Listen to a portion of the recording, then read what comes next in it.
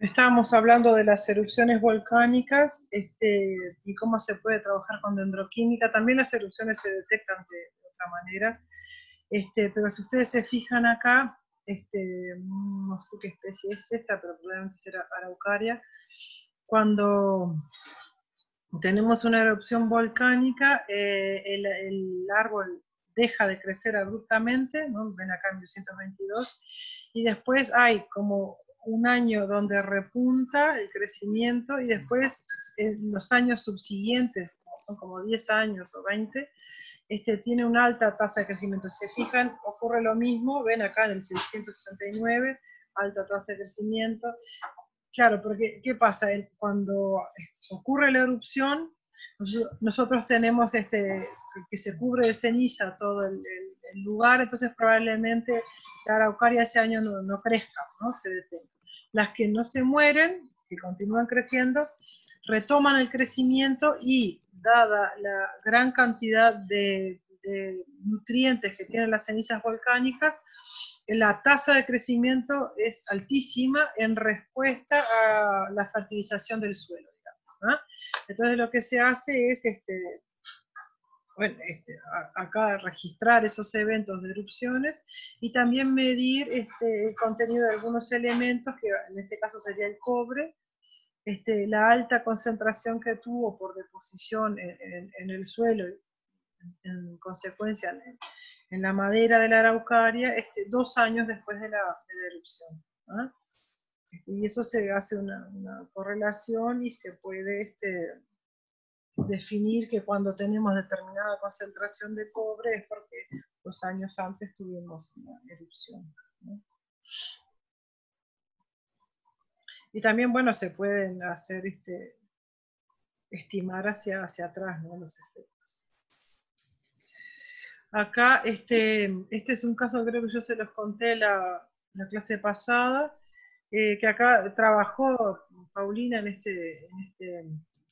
investigación, que había una zona en Chile que se llama Ventanas, donde querían saber qué pasaba con la contaminación, porque se habían instalado muchas industrias. Y en la ciudad esta había muchos cipreses macrocarpa, que son fáciles de trabajar, y entonces lo que hicieron en la Católica fue retirar muestras y ver las concentraciones de plomo y de arsénico en los distintos años, con la cronología de macrocarpa, y después usaron Isla Negra como testigo. Vieron que Isla Negra es donde vivía Neruda, estaba suficientemente lejos como para servir de testigo para esos metales pesados. Entonces lo que ellos detectaron es que si bien hubo un aumento sostenido durante, ven que acá dice desde el 67, que había más o menos la misma concentración de arsénico en el testigo que en el lugar donde se instalaron las fábricas, ¿no? A partir del 80 empieza a aumentar y después decae, y después vuelve a aumentar. Lo mismo sucede con el plomo. ¿Qué pasó? En los años 90 se reglamentó el tema de las chimeneas de las fábricas y se les exigió a las empresas a que colocaran filtros en las chimeneas. Entonces, por eso nosotros tenemos acá una baja en la concentración de arsénico y de plomo en los árboles. Igual no llega a los niveles anteriores ni tampoco al nivel del testigo, ¿no? Y luego hay de vuelta un aumento. ¿Qué pasó? Por más que las fábricas ahora tenían filtros, como aumentó mucho el número de fábricas instaladas en esa región, había habido un gran aumento en la concentración de metales pesados en el aire, ¿no? Entonces, eso es lo que se puede medir y controlar, o sea, no importa que te digan, vos lo puedes medir en el ambiente y aparte esa información persiste en el tiempo y los árboles siguen guardando información, ¿ah? Pero esto nos permite ver si hay o no contaminación en el ambiente. Ven que también se ve que el aire empieza a llevar partículas en suspensión hasta la isla, porque también empieza a aumentar la concentración en el testigo. Y acá esta caída puede deberse a alguna crisis económica o no sé si volvieron a cambiar los filtros a otro tipo de filtros. La verdad no recuerdo que pasaba en los últimos 10 años. ¿No? Bueno, la disponibilidad de agua es otra cuestión que podemos medir, ¿verdad? Con la dendrocronología. Y acá en este trabajo lo que se hizo fue reconstruir el río Biobío, que está en la zona de Concepción, en Chile, para ver qué caudales generaba el río a lo largo del año y entre años. Entonces hay un periodo de calibración donde coinciden los registros del caudal, donde se tenía datos de caudal, y se hizo una reconstrucción hacia el pasado y se detectaron niveles de déficit mucho mayores a los que se detectaron hasta el momento. ¿Qué pasa con esto? Si nosotros concedemos cánones de uso del agua, por ejemplo en Uruguay podría ser para el arroz, ¿no? En función de los registros que tenemos del Río Negro, y no sabemos que en realidad el Río Negro puede tener una bajante histórica muchísimo más restrictiva que la que ha tenido en los últimos 100 años, que es cuando tenemos registro, nosotros podemos estar legislando y autorizando la extracción del agua por encima de los límites de la cuenca y que se afecte el uso del agua potable para las personas en función del uso que pueda tener para la producción. Y ahora en Uruguay, por ejemplo, tenemos que cuidar mucho eso porque estamos teniendo como un proceso de industrialización, ¿no? Sobre todo con las plantas de producción de pulpa, de pasta celulósica, que requieren uso de agua, y bueno, el arroz históricamente también, ¿no? Pero hasta dónde se les pueden conceder cánones de uso, por cuánto volumen, para que eso no afecte la disponibilidad de agua, en nuestro caso, para generar energía eléctrica o para consumo humano, ¿verdad? O sea, cuanto más usemos a Río Negro, bueno, tenemos 3 represas, tenemos una planta, bueno, ir controlando eso. Y deberíamos saber, si fuera posible trabajar con dendrocronología. No tenemos árboles tan viejos, no tenemos árboles de 400 años, lo máximo que hemos llegado es a 1800 y algo, pero bueno, sería ideal si pudiéramos conseguir más información. En Chile sí se puede porque tienen árboles más longevos, ¿no? Ahí tienen 500 años de construcción. Bueno, acá es un mapa de reconstrucción del clima local utilizando varios ríos, y de cómo los ríos, las cronologías de los ríos se encajan bastante entre sí, salvo el Maule. Ustedes saben que se construyó a nivel de Latinoamérica, todo el mundo, pero en América también, el Atlas de Sequía de América, y está basado en cronologías de muchos lugares, incluso con cronologías de Argentina se reconstruyó el Atlas de Sequía de Uruguay. O sea, no hay cronologías de Uruguay para el Atlas de Sequía. Y para que vean cómo regionalmente, cuando se usan muchas cronologías de muchos árboles y de muchas especies, una estrategia que se llama de metadatos, se puede predecir grandes periodos de tiempo y para grandes regiones. Cuando salió nuestra primera cronología, en ese mismo año estaban publicando el Atlas de Sequía de América del Sur, que sale cada 10 años, entonces no entramos, pero bueno, ahora ya hay algunos registros por Uruguay y vamos a empezar a participar en esa reconstrucción climática regional. Esto acá son para el manejo de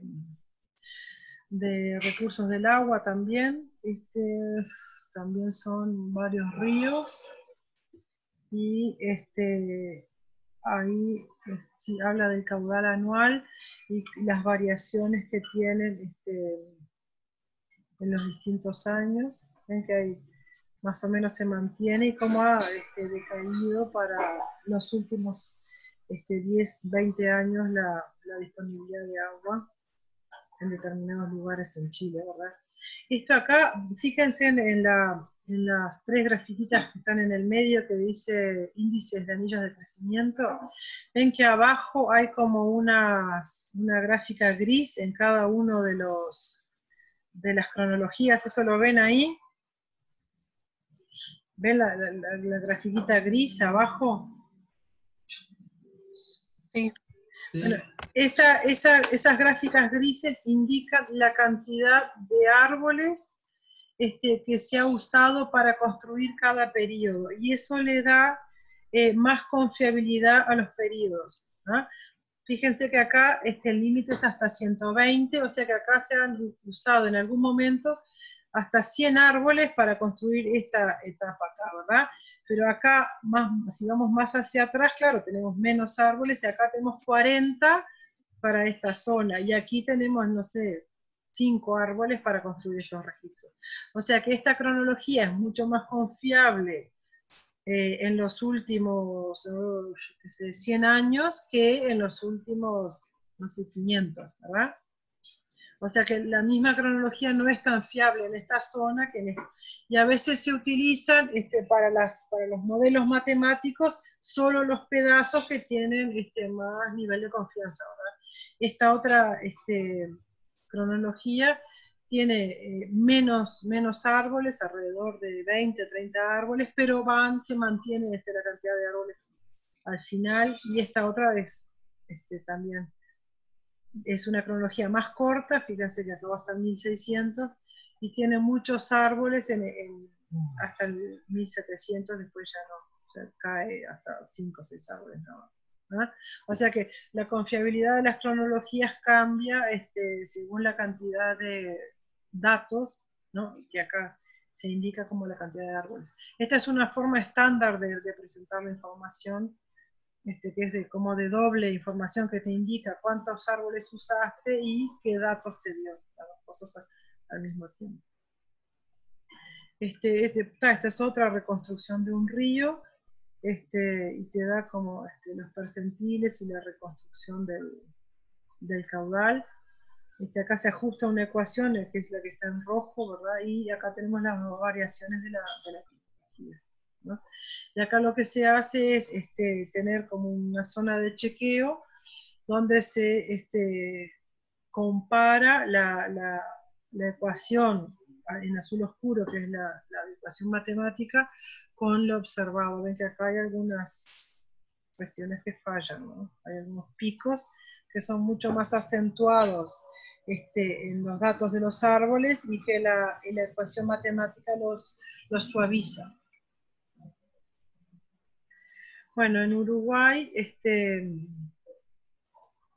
tenemos algunos, ahora les voy a mostrar, y acá están las especies que se utilizan en general a nivel subtropical. Ven que tenemos la pseudosuga, la Araucaria araucana y Octocedos chilensis, que son las especies que típicamente se usan en Argentina y Chile, y que son los que están en esos puntitos rojos que veíamos hoy como proxies. Fíjense la facilidad que tenemos de visualizar los anillos de la Lerce o de la Araucaria. Ven que aparte ven la cantidad de madera que creció en el leño tardío y la cantidad de madera que creció en el leño temprano. Y acá tenemos imágenes de las cronologías que hemos trabajado nosotros, de Coronilla, Blanquillo y Espinillo, y ven que no es la misma facilidad, ¿verdad? No es lo mismo trabajar con gimnospermas que trabajar con angiospermas. Ven que acá, de repente en el blanquillo se notan bien el límite de los anillos, pero en espinillo y en coronilla es muy difícil ver ese límite, y por eso la dificultad, ¿no? Entonces, en Uruguay estamos en una fase de evaluar el potencial de las especies para la dendrocronología, generar curvas de crecimiento, o sea, saber cuánto crecen las especies, evaluar las relaciones entre el crecimiento y el clima, y entre el crecimiento y el caudal de los ríos. Se está trabajando con la cuenca del río Negro, ¿no? La cuenca del Tacuarembó y del río. Bueno, seguimos. Entonces, las 3 especies que se trabajan son estas. Se está trabajando con discos. Por suerte hemos logrado colectar árboles árboles enteros. Con el coronilla se llegó se consiguieron árboles de cerca de 200 años. El blanquillo, como es una especie pionera, no hemos encontrado árboles de más de 40 años, lo cual estamos como en el límite de lo que se puede usar para clima, que son 30, ¿verdad? Y en el caso del espinillo, se descubrió que crece bastante rápido y las colectas que tenemos son de árboles jóvenes, creo que los más viejos tienen 40, 50 años.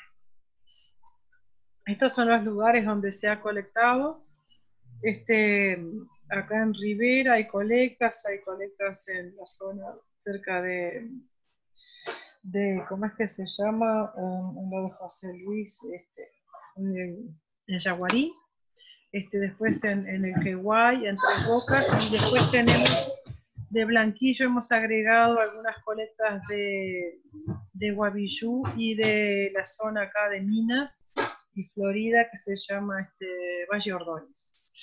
Después, vieron acá en la Sierra de la Blanqueada, estas colectas al final terminaron siendo complacientes, y acá esta colecta es de Coronilla, de Sierra de la Blanqueada, y es interesante porque acá se enmascara bastante el dato de precipitación, porque esto es una sierra que está en forma perpendicular al viento que viene con humedad del océano. Entonces la disponibilidad de agua que tienen estos árboles refleja bastante el agua que le llega por las nubes, digamos, y choca contra la Sierra del Caracol, o Sierra de la Blanqueada, acá, pero es la zona del Caracol, que choca contra esta sierra y aumenta muchísimo más la disponibilidad de agua, entonces no tiene buena correlación con la precipitación, ¿no? Terminamos medio descargando esta colecta. Esta acá es ¿cómo es? Un gráfico del clima de Rocha y de Rivera, ¿no? Donde tenemos la temperatura, ¿verdad?, de cada lugar, la temperatura media y la máxima, o la media y la mínima, no sé exactamente, y tenemos la precipitación, ¿verdad? Acá se lee la precipitación, acá la temperatura media, sí, esta es la media máxima, de Rivera y de Rocha, la de abajo es de Rocha, y acá la media de Rivera y de Rocha, que es un poquito más baja siempre, y después la precipitación, que la de Rivera para cada mes siempre es más alta y la de Rocha es menor, ¿no? Este es el climatograma de la región de los últimos 30 años que se hayan utilizado, ¿no? Acá hay imágenes de las colectas. Este es Alex, que él hizo su tesis de grado de la Facultad de Ciencias con las cronologías del Coronilla, y después nosotros seguimos trabajando con los datos de él y hicimos la publicación. Acá hay gente cosechando, trabajo a campo, acá estamos sacando con tarugos de unos coronillas del Queguay, que estos no se tiraron. Acá están las compañeras lijando, estas eran pasantes que trabajaron con Cristina en Paysandú, y acá está midiendo en la mesa en Paysandú. Y acá Alex está midiendo marcando los anillos en Montevideo. Y bueno, y estos son los resultados. Esta es la cronología de Rivera y esta es la de Rocha. Acá se trabajó con 20 discos, se generaron 29 series, acá con 15 discos, con 25 series. Las series es porque se utiliza más de un radio por árbol, a veces si tienen buena correlación, a veces se usa más de un dato por árbol, y acá está, como yo les decía, el número de cronologías por lugar, ¿no? El número de cronologías, no, de radios que se usaron por lugar. Ven que se llegó hasta 1950, donde tenemos una EPS, ¿cómo es que se dice? Aceptable. ¿Qué pasa? Cuando la EPS baja de 0,85, que es lo que se considera que se puede utilizar para una ecuación matemática, ven que el Coronilla, sí, el Coronilla llega hasta 1920, pero acá tenemos creo que 2 árboles y acá creo que pasamos a 5.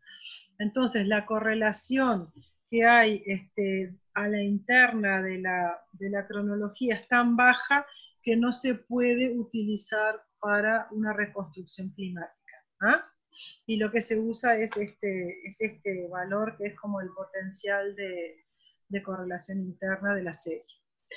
Ven que a partir de 1950 hacia atrás, la variabilidad de la cronología es muy alta. ¿Eso qué implica? Que no estamos obteniendo una buena señal del territorio, sino que estamos obteniendo una señal muy fuerte de cada individuo. ¿Ah? O sea que la variabilidad entre los individuos es muy fuerte. Acá, cuando tenemos muchos árboles, la variabilidad entre árboles se minimiza y tenemos una fuerte señal del territorio. ¿Ah? Lo mismo pasa con la cronología de Rocha. ¿Ah? Bueno, a ver, seguimos. Aquí tenemos las colectas de Blanquillo, que también tenemos una EPS adecuada hasta 1978, creo, porque los árboles son mucho más jóvenes. Ven que acá no pasamos de 1950, ¿no? Y tenemos unos 20 radios, que creo que eran 15 árboles, ¿se acuerdan que les dije? Y es para la colecta de Paso Vargas. ¿Ah? Para Paso Vargas. Ahora ya tenemos muchas más colectas, tenemos más colectas de Rivera, de Paysandú tenemos y también de Valle Ordóñez. Y descartamos Rocha por ese efecto de la precipitación de la niebla que viene del Océano Atlántico que enmascara los datos, ¿no? Y bueno, y se está trabajando también con caudales, con datos de se llama el CRU, que es una base de datos internacional que nos dan datos de caudales de varias afluentes de toda la cuenca del Río Negro y está dando buenas correlaciones con Coronilla. ¿Ah? O sea que podemos detectar eventos históricos de sequía e inundación y por eso son interesantes lo que decía el compañero para mejorar estas cronologías y entender bien la cuenca del Río Negro, colectar esos árboles que están apareciendo en San Gregorio Polanco con las bajantes. Está bueno seguir alimentando la cronología para mejorar, sobre todo del 50 para atrás, porque veo que tenemos pocos datos ahí. Y como la represa se hizo, creo que en el año, no sé en qué año se hizo Rincón del Bonete, pero fue después de la Segunda Guerra, creo que con 50, ¿no? 50 y algo. Estaría bueno porque esos árboles... En 1945, ahí va. la Segunda Guerra. Si esos árboles murieron ahí, o sea, tienen datos para atrás, ¿no? O sea, tenemos de repente 100 años de datos para atrás. Y por eso es interesante colectar en el Río Negro, en las bajantes. ¿Ah?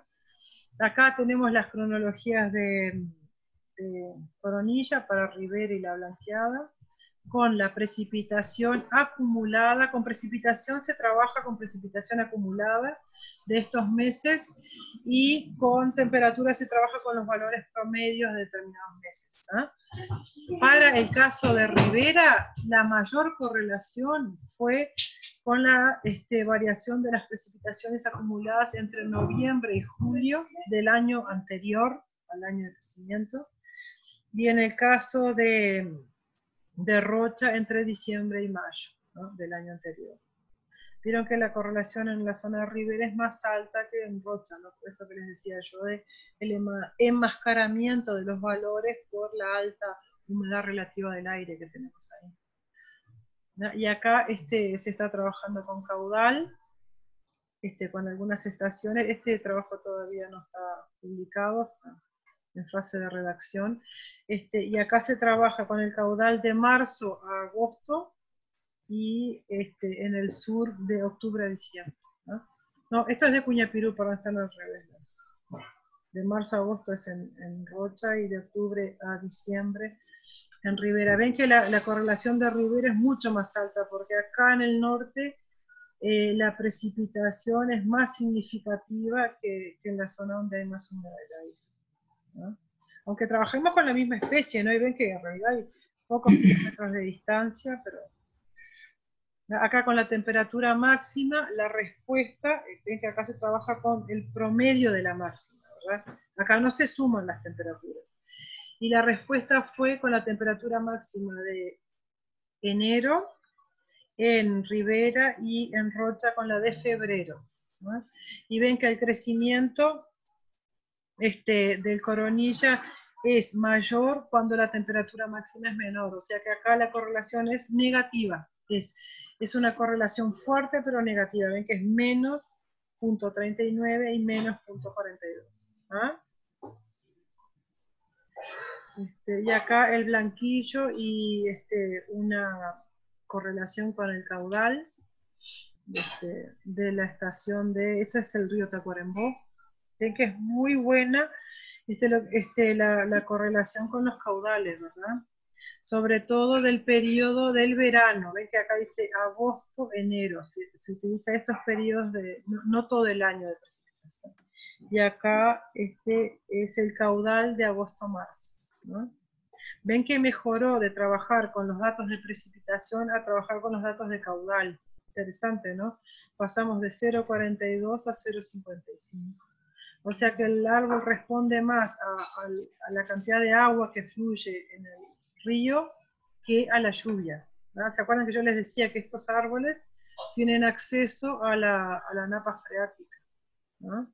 Probablemente los que colectamos en litosoles respondan, o sea, nosotros esperamos que respondan mejor a la precipitación y no tanto al caudal. ¿Ah? Muy interesante.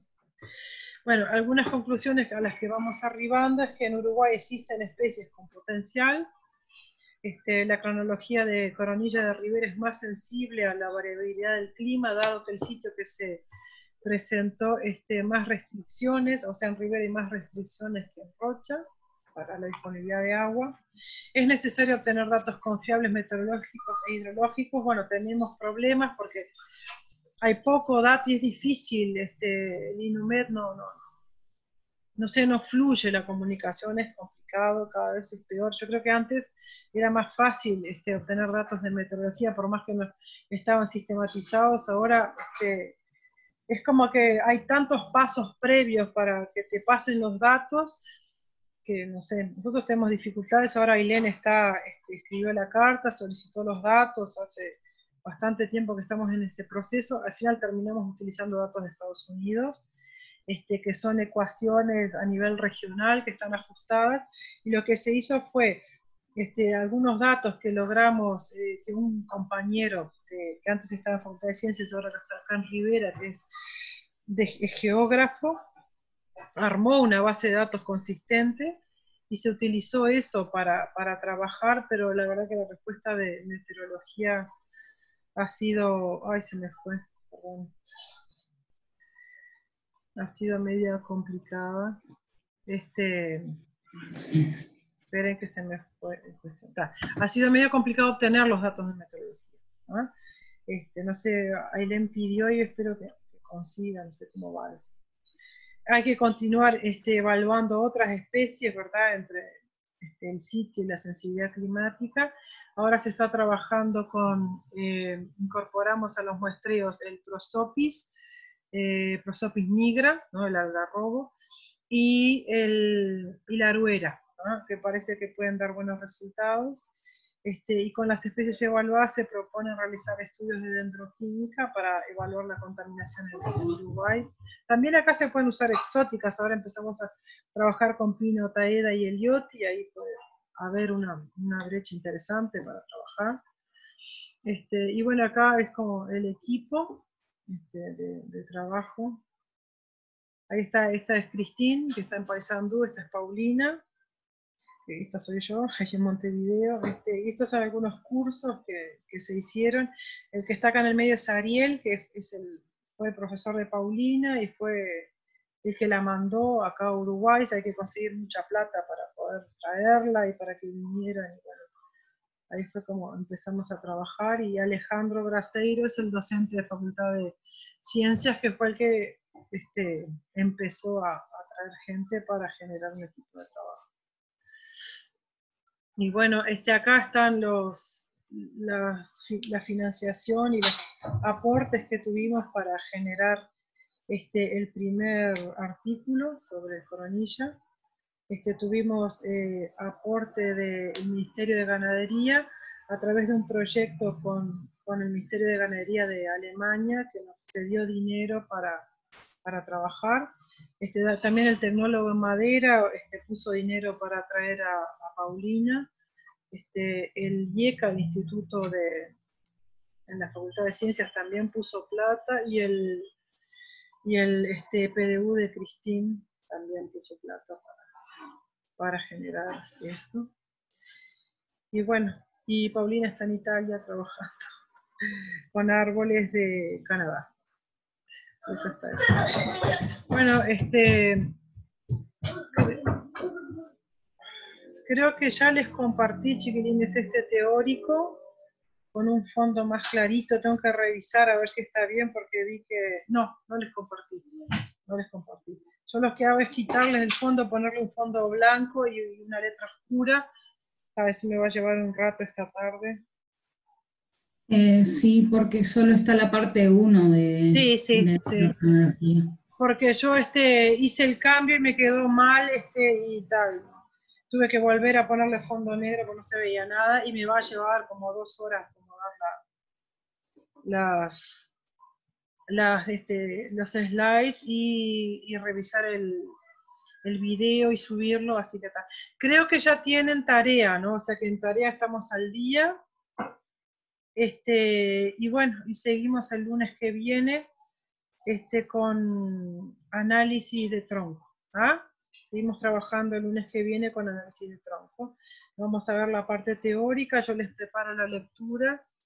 Y después vamos a tratar de en algún momento hacer un parcial teórico para que no se nos junte tanta